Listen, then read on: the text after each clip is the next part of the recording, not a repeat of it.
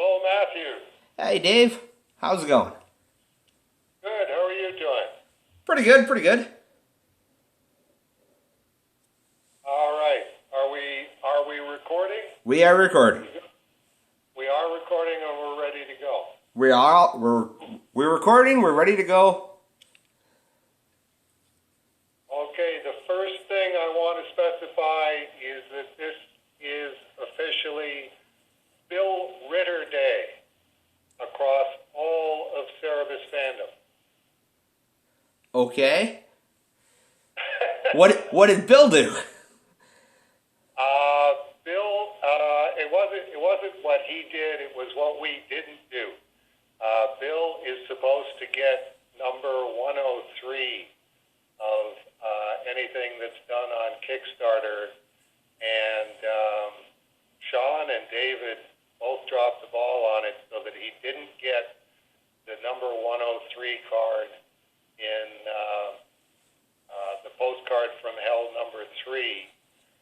So I've sent him a number 103 out of 1, Cerebus in Hell number 1, and there was a couple of misprinted postcard number 3s that I have redesignated in my authority as Dave Sim number 103. And since we're recording this on October 3rd, I thought, well, okay, that's another thing I can give Bill. From now on, October 3rd, everywhere in Cerebus fandom is Bill Ritter Day, because it's also a 103. Okay. It's great having that kind of an authority that I can change numbers to other numbers just by saying, by the power vested in me as Dave Sim, I hereby declare this to be whatever it is that I declare it to be. Reminds me of Cerebus's third wedding. Well, yes, it's got elements of that to it, and it's very possible that Eddie Conant could decide to revoke that entirely after I'm dead and he takes over. He'll just say, October 3rd isn't Bill Ritter Day anymore. I don't think Eddie would do that. I think Eddie's. Well, I think Eddie's smarter than that. Whatever Dave said goes, unless what Dave said makes absolutely no sense. okay, well, maybe he'll have another good purpose for October 3rd that will be important to him. Anyway, we're in Steve Peters week 2, right? Yep. Okay. I was going to ask, has Steve said anything about the story that's going to be in Parallel Comic Versus number 1? He's vaguely alluded to it, but nothing specific. I believe that's the post he's going to send me for tomorrow, which isn't going to be tomorrow because tomorrow's the weekly update. But it's going to... Whatever. He came up with a week's worth of stuff, and I'm like, you do understand that Ben Hobbs and Margaret Liss and Dave have Wednesday, Thursday, and Friday. But don't worry, I'll just extend Steve Peters' week as long as I want, because I have that kind of authority. That's right. That's right. You're the Matt Dow, and when you decide to do that, no one can say thee nay. It's like, what, you want to take over? Here, take it. Yeah, there's been a couple of comments of, the blog's unreadable, and I'm like, well, if you really want to take over, if you think that you're the William Shakespeare of Cerebus blog writers, go ahead. There you go. There you go.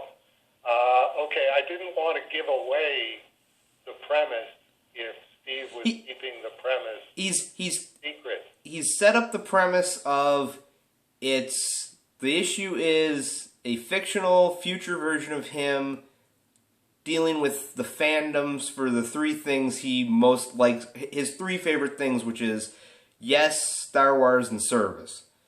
And he's posted parts of the prologue story. I think he's posted the whole prologue story on his Facebook or on the Comic Versus Facebook. He sent me a link to it and I was reading it and I'm like, I'm pretty sure this is public. Okay. Yeah, the only thing I will add to that in that case, so that I don't preempt Steve is that it's definitely an ultra-feminist future that I was speculating on in writing my story. When the female supremacists have won. Okay.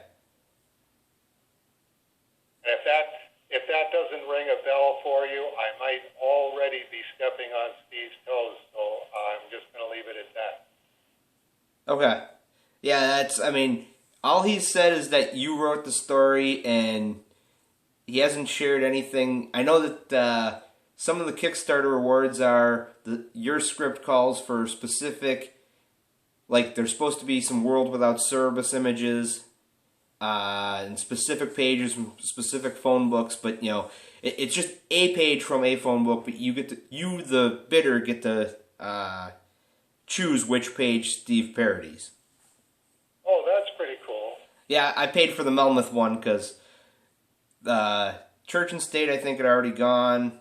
I think there was a High Society one. He's only got like 4 or 5 of them, but Melmoth was one, and I'm like, I'm on a Melmoth kick, so okay, yeah, I'll pay for that. All right. Okay.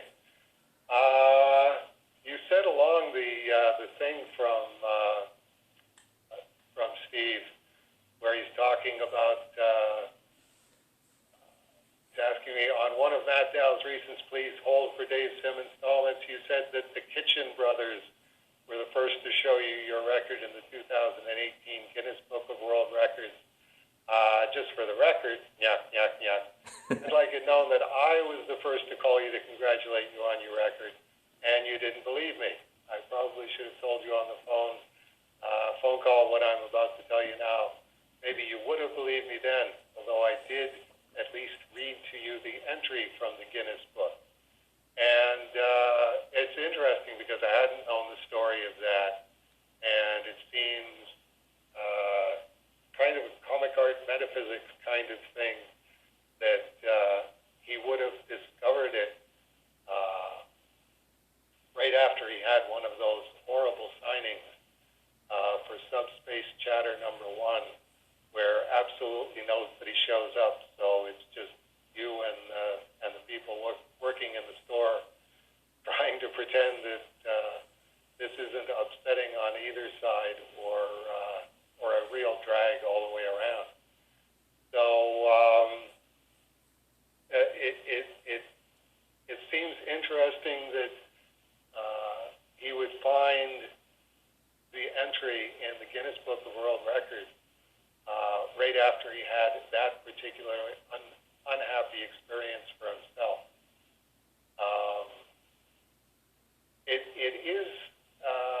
It's interesting.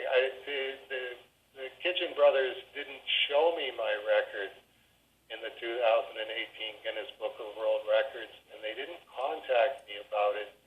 It just came up in conversation at one of my Human Being Day dinners, which is every 6 months I pretend that I'm a human being and go and just have a Human Being Day with the 5K kitchens, the 5 children kitchens in June, and then with the 3K kitchens just around Christmas. So this was the one that was just around Christmas. And they didn't show it to me in the book. They just mentioned that I think it was Jacob, who's Blair's oldest son, had seen it in the Guinness Book of World Records, I assume in his school library, and had remembered it long enough to mention that. It is interesting because now I'm starting to wonder, was it in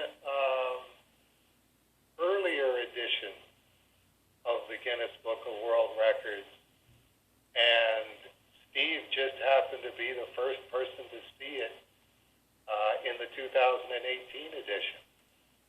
I never thought of that, but it does seem like one of those really odd, could only happen to Dave Sim and could only happen to Cerebus fandom things that obviously what is really a watershed kind of thing as far as the real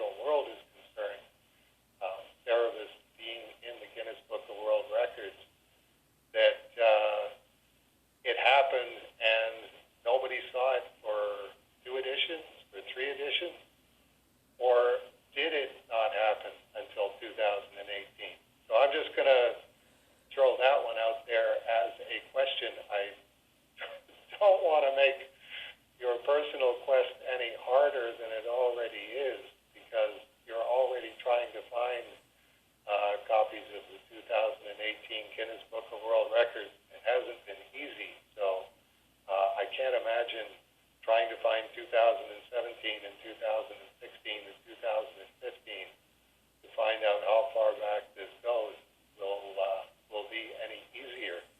But that was just one of those things that occurred to me was, Steve Peters found it pretty late in the day for the Guinness Book of World Records for 2018. Is that something that God was having a good laugh about? That hey, this is really important to Dave Sim, but nobody's going to find out about this because the Guinness Book of World Records people don't contact you to tell you that you're in the Guinness Book of World Records. They just put you in the Guinness Book of World Records, which led to another question in my mind being a playground going, what in the heck was Steve Peters doing looking in the Guinness Book of World Records after this really depressing signing that nobody showed up at when he was at Barnes & Noble? I have to say, I can't think of a single situation, apart from Cerebus and Dave Sim being in there, that I would check the Guinness Book of World Records. It just seems to me like a really, really odd thing. First of all, to own. I can't believe anybody would actually buy a copy of the book. And second of all, for somebody to browse through if they were in a bookstore or if they were in a library. There's just talk about TMI. There's the TMI book of all time, the Guinness Book of World Records. So there you go. Those are the thoughts that occurred to me.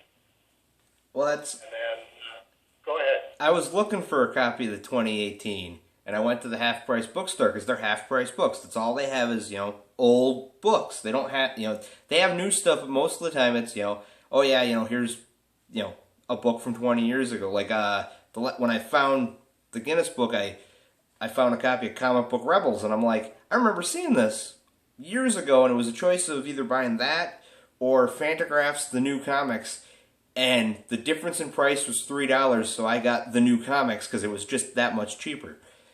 And I found another copy of Comic Rebels. I'm like, I'm going to get this, and I'm looking for the Guinness book, and I asked the clerk, and they're like, oh yeah, we send them back, we don't keep them. I'm like thinking, but you're a half-price bookstore. That's, kind of your bit. I mean, why are you sending them back to the publisher to be destroyed when that's what you do is sell old books? And we found the 2020, and I'm like, yeah, but it's not going to be in there. I flip to the index and look up Sim, nothing. Looked up Cerebus, nothing. Finally looked up comics, and it said most consecutive issues written and drawn, and I'm like, okay, page, whatever it was, flip to the page, yep, here's the record. Apparently, every year they don't do everything, but they'll go back and forth, and, like comics was 2018, they had a big comics section, 2019, nothing, 2020, big comics section. Wow. So I'm like, have you looked at 2016, or have you ever seen a 2016 or 2017? I'm just thinking, I bet you the library might have them. I can't imagine they'd be getting rid of, they buy a book and then get rid of it a year later. I don't see the library doing that. So now I'm thinking I'm going to have to go to the library, go to the kids section, see what they have, and just start digging through to see when it showed up.